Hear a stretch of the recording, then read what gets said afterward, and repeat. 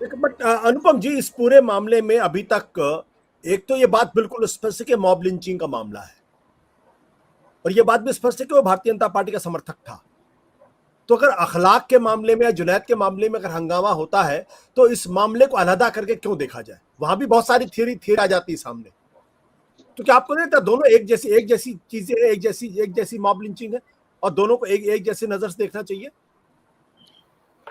बिल्कुल बड़ी बात उठा रहे हैं आशुतोष साहब कि जब अखलाक के मामले पे इतना बवाल हुआ तो इस समय तमाम लोगों की चुप्पी थोड़ी, उनकी चुप्पी अखर रही है एक तरह से। लेकिन एक बात देखें जरा, अभी सिद्धार्थ जी जिक्र कर रहे थे आजमगढ़ का और बरेली की घटनाओं का, तो पता नहीं आप लोग की नज़र पड़ी या ना पड़ी, अभी 3-4 दिन पहले कानपुर में जो डिप्टी कमिश्नर ऑफ पुलिस हैं कोई एस के पांडे, उनके गनर और ड्राइवर में मारपीट हो गई।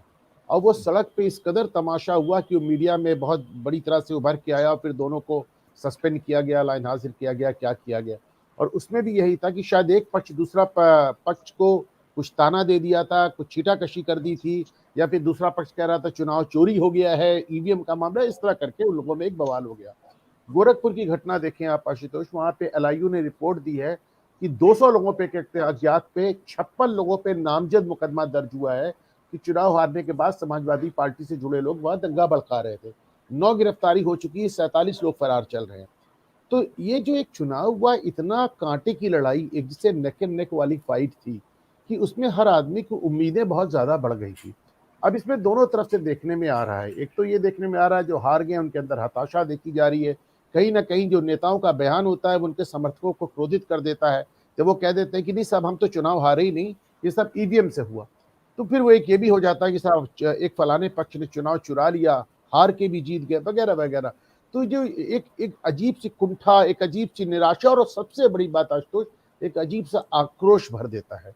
मैं यहाँ पे तमाम लोगों को जानता हूँ, और ये हमारे मीडिया से जुड़े एक बड़े चैनल से जुड़े एक पत्रकार अभी हमें कल बता रहे थे कि कह रहे थे कि साहब, और चूंकि वो माइनॉरिटी वर्ग से आते हैं, वो कह रहे थे कि हम पे एक ठप्पा लग गया कि हम भाजपा के एक बड़े नेता को सपोर्ट करते हैं। तो कह रहे, तो भाई मैं तो शादी ब्याह में भी जाना होता तो रात को 11 साढ़े 11 बजे जाता हूँ अपनी कम्युनिटी में, कि ऐसा ना हो एक आध बार मैं मैनहैंडल हो चुका हूँ। एक बात पहले भी मैंने आपके चैनल पे कहा था कि अक्सर कहते हैं कि भारतीय जनता पार्टी, मोदी, योगी, इन्होंने ध्रुवीकरण पैदा किया है। मैं हमेशा कहता हूं ध्रुवीकरण ने भारतीय जनता पार्टी, मोदी और योगी को पैदा किया है। समाज में ध्रुवीकरण था, समाज में ध्रुवीकरण है, समाज विपरीत दिशाओं में जा चुका है। इसको मानने में हमें जब तक संकोच होता रहेगा, कहते हैं ना कि बीमारी का पहला स्टेप यह है कि आप बीमारी को एक्नॉलेज कीजिए। कहते हैं correct diagnosis is half the treatment. आप उसको डायग्नोस करने को तैयार नहीं, आप सिर्फ कहने को तैयार हैं कि कुछ लोग हैं जो ध्रुवीकरण कर, नहीं, ध्रुवीकरण अगर नहीं होता तो भाजपा 303 सीट नहीं जीतती। ध्रुवीकरण नहीं होता तो मोदी चुनाव पे चुनाव, भाजपा चुनाव। समाज में कहीं ना कहीं एक फीलिंग आती है। देखिए पहले एक माइनॉरिटी विंग में एक फीलिंग थी कि हमारा विक्टिमाइजेशन हो रहा है, अब मेजोरिटी विंग में एक फीलिंग हिंदुओं में नजर आती है कि हमारा सब विक्टिमाइजेशन हुआ। सही और गलत की बहस में मैं नहीं जाना चाहता आशुतोष जी, क्योंकि ये अंतहीन बहस है। बेसिक बात यह है कि दोनों ही पक्ष जब इस तरह महसूस करने लगे कि हमारा विक्टिमाइजेशन हो रहा है, वही चुनाव के बाद देखने में आया। एक पक्ष महसूस कर रहा है कि साहब बहुत उछलते थे, देखो तुमको ठीक कर दिया, दूसरा पक्ष कह रहा है तुमने चुनाव चोरी कर लिया। तो ये चीजें आपको बरेली में नजर आई, आजमगढ़ में नजर आई, गोरखपुर में तो इतनी बड़ी मात्रा में एलआईयू की रिपोर्ट है कि पूरा एक वो एक सैनिक की मृत्यु हुई थी, उसको लेकर दंगा भड़काने की पूरी साजिश थी, 200 लोगों पे मुकदमा है, कानपुर में पुलिस हेडक्वार्टर में मारपीट हो रही है। तो आप देखिए ये तो आप ब्यूरोक्रेसी में लोग एक दूसरे को तंज करते देखे जा रहे हैं।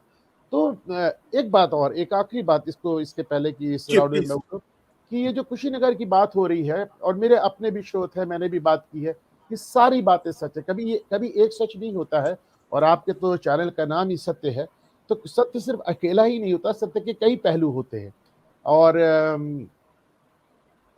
मुझे पता जो मुझे चला है कि साहब वो नाले वाली घटना भी सही थी, वो प्रधानी के चुनाव की झगड़े वाली घटना भी सही थी। लेकिन ये जो हुआ मिठाई बांटना और इस पे झगड़ा होता क्या कि चीजें बिल्डअप होती रहती, और ये जाके इसका एक तरह से यहाँ पे उसकी परिणति थी, एक लंबी दुश्मनी की ये परिणति थी। होते होते होते एक तो हमारी कुट्टा है, यहाँ पे सबसे ज्यादा वोट सपा को मिला, उसके बाद भाजपा बन गई, उस पर कोई आदमी मिठाई बांट रहा। तो ये जिसे कहना चाहिए एक तरह से फूट पड़ा यहाँ पे गुस्सा आके। लेकिन इसमें दो राय नहीं है कि हाँ, ये पोलराइजेशन का एक बहुत बड़ा सबूत एक और है और मैं आपकी बात से पूरी तरह सहमत हूं कि अखलाक की बात पे जितने लोगों ने इतना ढेर सारा बोला, तो आज उनकी चुप्पी बहुत ज्यादा अखरने वाली है। सत्य हिंदी का ऐप डाउनलोड करें गूगल प्ले स्टोर पर।